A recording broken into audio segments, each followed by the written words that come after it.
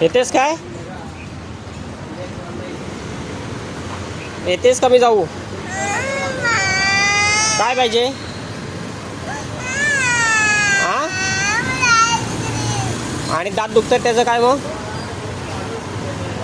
दात दुखत आहेत ना, पोट दुखतंय ना? आणि दुखलं तर स्कूलमध्ये पण दुखत होतं ना? हो की नाही? खरं बोल, आत्ता काय सांगत होतीस पोट दुखत होतं म्हणून? तिथंच बसणार आहेस? हा? इथं बसणार आहेस का घरी येणार आहेस? हा घे जा. कुठला पाहिजे? आईस्क्रीम नाही मिळणार. मम्मीला फोन करून विचारू. हा?